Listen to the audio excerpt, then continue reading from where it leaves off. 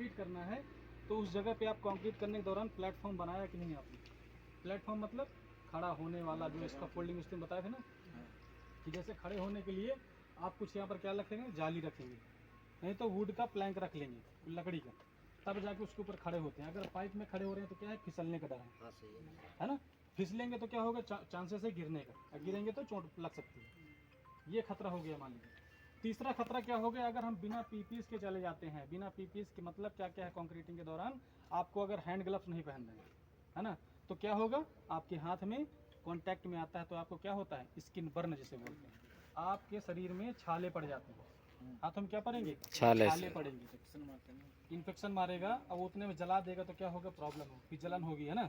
तो जब भी कंक्रीटिंग में काम करने के लिए क्या पहनना चाहिए, हैंड ग्लव्स। कौन से वाले आते हैं, अल्काली, जो रबर हैंड ग्लव्स आते हैं उनको बोलते हैं अल्काली हैंड ग्लव्स। यानी कि आपको वाटर प्रूफ हो रहते हैं, आपके अंदर उसका वाटर भी नहीं जाना चाहिए, क्योंकि वो पूरा केमिकल है। केमिकल तो आता ही है, प्लस और मिलाते हैं ना आप इधर, एड मिक्सर करते हैं, मिलता है, तब जाके उसको यूज करते हैं। बिल्कुल सर। तो क्या होता है, वो तो और ज़्यादा खतरा है। इसके बाद आई प्रोटेक्शन, आँख में अगर कुछ चला गया तब भी आपकी आँख खराब हो सकती है। बिल्कुल सर। एक पिछला प्रोजेक्ट में एक ऐसे भाई की चली गई थोड़ा कंक्रीटिंग, उसमें केमिकल रहता है। सिंपल अगर कंक्रीट जाएगी थोड़ा कम इफेक्ट करेगी, अगर मान लीजिए केमिकल आ रहा है फिर इसके बाद जा रहा है आँख में, तो क्या होगा, खराब होगा सर, खराब होगी, उसकी आँख बाद में नहीं आ सकती, क्योंकि आँख में कुछ चश्मा नहीं था, ये चीज़ें। तो इसके लिए क्या है, चश्मे के लिए रिक्वायरमेंट आपके कॉन्ट्रैक्टर्स ने बोला है कि सबको एक एक चश्मा दे दीजिए, ठीक है। जो कटिंग ग्राइंडिंग ऐसे ये काम करते हैं ना, उसमें भी दे दिया जाए। जैसे कि और ये इसमें रिलेटेड ये भी आता है ना कि रोड कटिंग, बेंडिंग, उसमें भी जरूरत पड़ती है। तो उस ये भी इससे रिलेटेड है, कंस्ट्रक्शन से रिलेटेड है, मतलब जो है कि कंक्रीटिंग से रिलेटेड ही है। जब फ्रेमवर्क तैयार करते हैं पहले कटिंग ही करेंगे ना, बिल्कुल तो कटिंग करेंगे, फिर उसके बाद यहाँ सेटअप करेंगे, तो उस दौरान भी आपको चश्मे की जरूरत पड़ती है ना। एक हो गया, हम जब हाइट पे चढ़ते हैं तो अपना ये गार्ड रेल्स, मिड रेल्स ये चेक कर रहे हैं। गार्ड रेल्स मतलब आपका जो है कि नहीं इसमें, गार्ड रेल्स मतलब जो आप एंकर करेंगे, जो आप एंकर करेंगे वो आप क्या है, सही से बनाए कि नहीं बनाए, कितना ये वो रहना चाहिए, यहाँ हाइट पे कितना रहना चाहिए, 1 मीटर, कम से कम 1 मीटर तो रहना ही चाहिए, है ना। जो एंकरिंग पॉइंट है वो कहाँ रहना चाहिए, शोल्डर से ऊपर, जैसे आप बेल्ट फंसा रहे हैं, ठीक है, हमारे कंधे से कम ऊपर रहना चाहिए। जब हम हाइट पे काम करें, सरफेस नीचे लेवल पे काम करें तो जितना जरूरत नहीं है, लेकिन जब ज़्यादा हाइट पे काम करें। अच्छा, ये हाइट पे बेल्ट लगाने का क्या मकसद है, जैसे हाइट पे हम अपने कंधे से ऊपर लगाने क्या मकसद है बताइए, नीचे क्यों नहीं लगाते सर, नीचे टांग सकते ना, मतलब हाँ राइट, मेन तो पर्पस यही है ना। अगर मान लो नीचे लगा दिए तो क्या कोई मतलब है, कोई मतलब नहीं, मतलब ही नहीं ना, वो तो गिरना ही है ना। नीचे लगा दिए तो फिर कोई मतलब लटकेंगे भी नहीं, और उस तरह में अगर ऊंचाई पे हैं तो क्या हो जाएगा, तुरंत आपको फॉल कर ले, नीचे रहेगा तो उसमें ज्यादा चोट आएगी, चोट ज्यादा आएगी, सीधा गिरेंगे, लटक नहीं सकता नहीं, हाँ नीचे, बिल्कुल बिल्कुल, बहुत सही।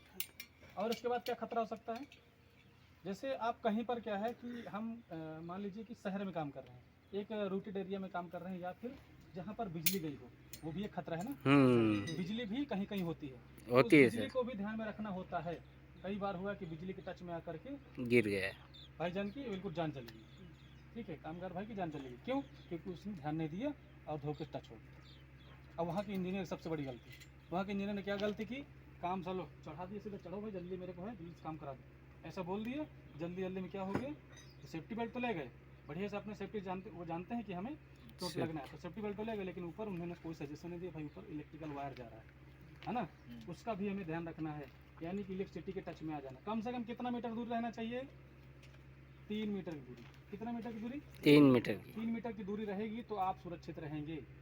3 मीटर किसके लिए जरूरी है सर, कुछ भी सामान अगर हो लंबा चौड़ा हो तो घुमाने में अगर उससे टच होगा तो, क्योंकि आप जहाँ जा रहे हैं तो मटेरियल इधर से उधर जरूर रखेंगे, भाई वहाँ खड़े हो रहे हैं थोड़ी जा रहे हैं, वहाँ पर काम करने ही जा रहे हैं ना। इसके लिए क्या कोई मटेरियल देंगे, कोई उठाएंगे, कभी क्या है ब्रेसिंग उठाया तो उसका हाइट भी इतना हो गया, तो क्या है अगर 3 मीटर डिस्टेंस रहेगा हमसे ऊपर तो फिर उसमें छुएगा नहीं। अगर आपको काम करना ही है तो क्या करेंगे, अगर नज़दीक वायर है मान लो 2 मीटर में या 1 मीटर में, तो क्या करना है, नहीं काम करना है, क्या करना है, नहीं करना है, वो क्या करना है, हमारा साइड इंजीनियर पहले उसको शट डाउन देंगे, किसको, उस पावर लाइन को क्या करेंगे, पहले बंद करेंगे, भाई पहले आप साहब बंद करिए उसको, तब जाके हम इसमें काम करेंगे, अदरवाइज काम नहीं करेंगे। काम अगर कर रहे हैं हम तो इलेक्ट्रिकल वायर है वो छोड़ेगी नहीं, वो किसी के रिश्तेदार नहीं है, को किसी को नहीं छोड़ेगी। किसी को नहीं समझता। है?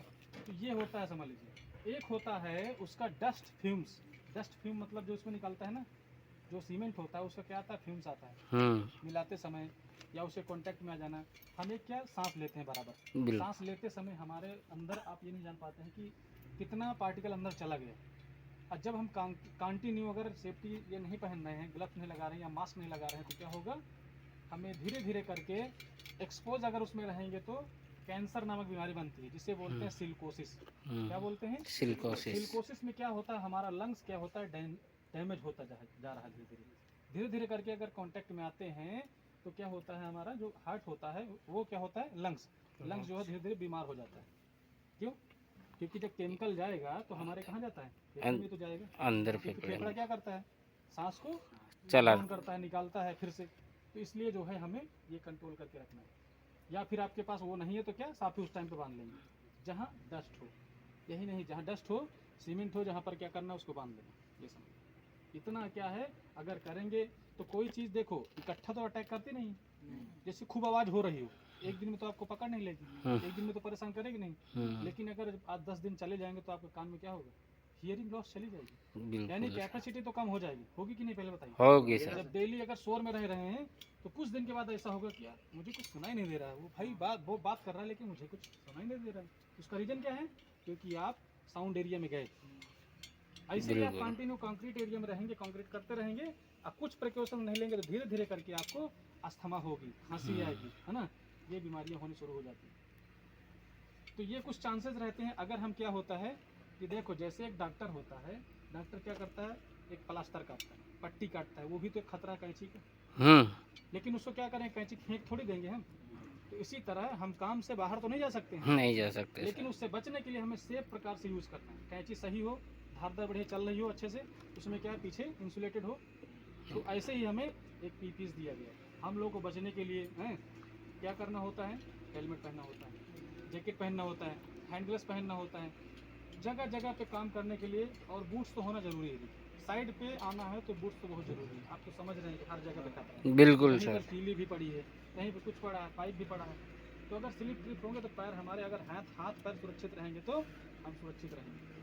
अगर हमारा हाथ पैर सुरक्षित नहीं है तो क्या होगा, हम कुछ नहीं भी कर नहीं। पाएंगे। हाथ में अगर सीमेंट लगी हुई है तो क्या करना है, पहले उस टाइम पे क्या करना है, उसका क्या है ट्रीटमेंट। सबसे पहले जाना है कोल्ड वाटर से धुलना है उसको तुरंत। अगर यहाँ लग रही हाथ में तो क्या करना है, उसको धुल लेना है। अब हैंड ग्लव्स पहन के काम करना है, ठीक है। थोड़ा ये रहना है कि हमारे शरीर में, हमारा शरीर का बॉडी क्या सॉफ्ट होता है ना, बॉडी होता है हमारा, क्या होता है, स्किन बिल्कुल सॉफ्ट होती है। तो उसके लिए हमें क्या है कि ग्लव्स यूज़ ही करना है। क्या यूज़ करना है, ग्लव्स। नहीं हो तो अपना किससे बोलना है, सुपरवाइजर से। साइड सुपरवाइजर से बोलना है, ठीक है। साइड सुपरवाइजर आपको लेके देंगे। चश्मा आपको कौन देंगे, साइड सुपरवाइजर देंगे, तब, क्योंकि सब कुछ तो आपके पास ही है।